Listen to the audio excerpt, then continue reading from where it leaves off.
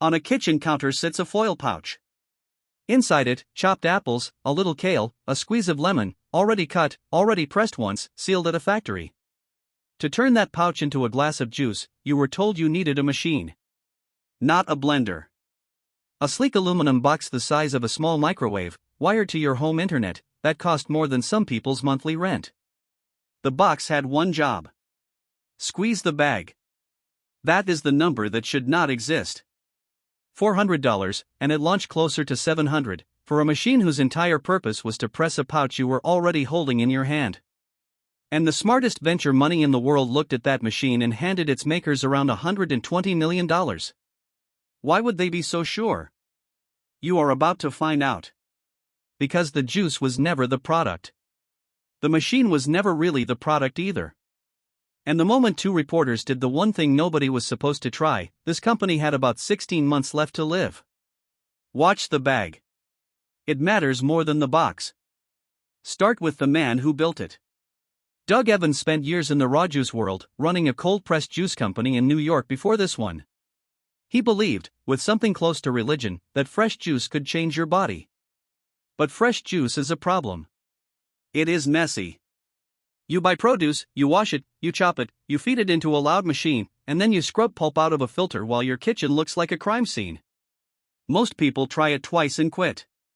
Evans wanted to delete every one of those steps. So he built Juicero around a single promise. No shopping. No chopping. No cleanup. You would subscribe. Every week a box of sealed produce packs arrived at your door: apples, greens, ginger, already washed, already diced, portioned into single-serving pouches. You would drop one into the machine, press a button, and cold juice would pour out in seconds. Then you would throw the empty bag away. Nothing to clean. To make that feel worth hundreds of dollars, the hardware had to feel extraordinary. And it did. Engineers reportedly designed the press to deliver thousands of pounds of force. Evans liked to say it could lift 2 cars. Inside were custom parts, a scanner, and a door that sealed like a small vault. When Silicon Valley's biggest names saw it, they did not just like it. Google's venture arm, Kleiner Perkins, and others poured in around $120 million, betting Juicero would become the Keurig of fresh juice. Hold on that comparison. Keurig makes almost no money on the coffee machine. It makes its money selling you the little pods, over and over, forever. That model has a name. Razor and blades. Give away the razor, get rich on the blades. Juicero was not copying Keurig by accident. It was copying the trap. So where exactly was the trap hiding? Here is the part that machine was quietly doing. Every produce pack came printed with a QR code, a little square barcode like the ones on a restaurant menu. Before it would press anything, the Juicero scanned that code. It checked whether the pack was genuine. It checked the expiration date. And reportedly, it could check where in the country you were and refuse packs that were too old or not sold in your region. Ask yourself something. Why does a juicer need to inspect your juice's ID before it will agree to squeeze it? The answer is that Juicero did not want you pressing anything but their bags. The machine was not built to make juice. It was built to make sure you could never make juice without them. A subscription, locked into hardware. The pouches ran roughly $5 to $8 each, and they were the only pouches the machine would accept. Then, in April 2017, 2 reporters at Bloomberg tried something obvious. They ignored the $400 box entirely. They took the pouch, held it over a glass, and squeezed it with their bare hands. Juice came out. Nearly as much, nearly as fast, and in some tests faster than the machine. No aluminum press. No internet connection. No QR scan.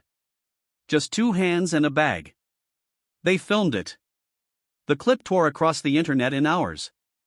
The most expensive juicer ever built had just been beaten by the thing every human is born with. The company tried to defend itself. The chief executive by then was Jeff Dunn, a former Coca-Cola executive brought in to turn Juicero into a real business.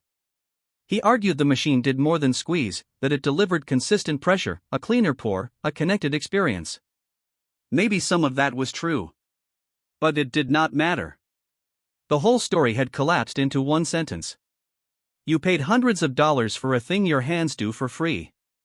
Now think about what that did to the subscription.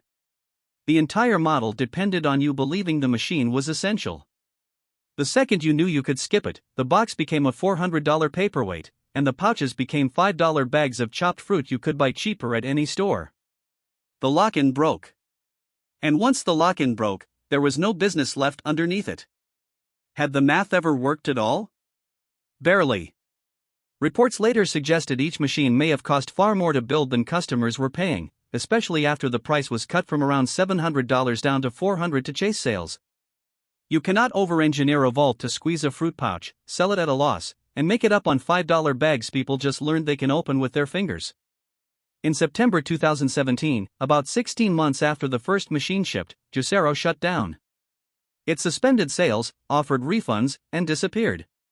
Around $120 million of some of the most sophisticated investment money on earth had funded a machine whose single job you could do standing at your sink. Now here is why this still matters to you, long after Juicero is gone. Because the trap did not die with it. Look around your own home.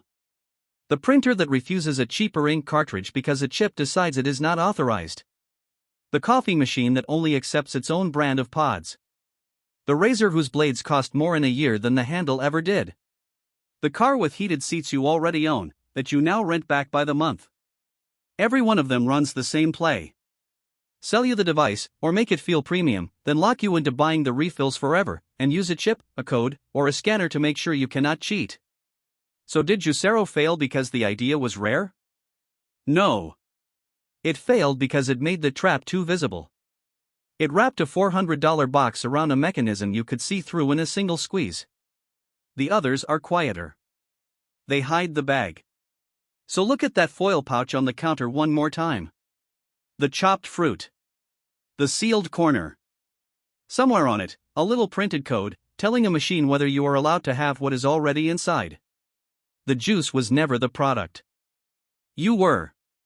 And the only tool you ever needed to prove it was the one at the end of your own arm.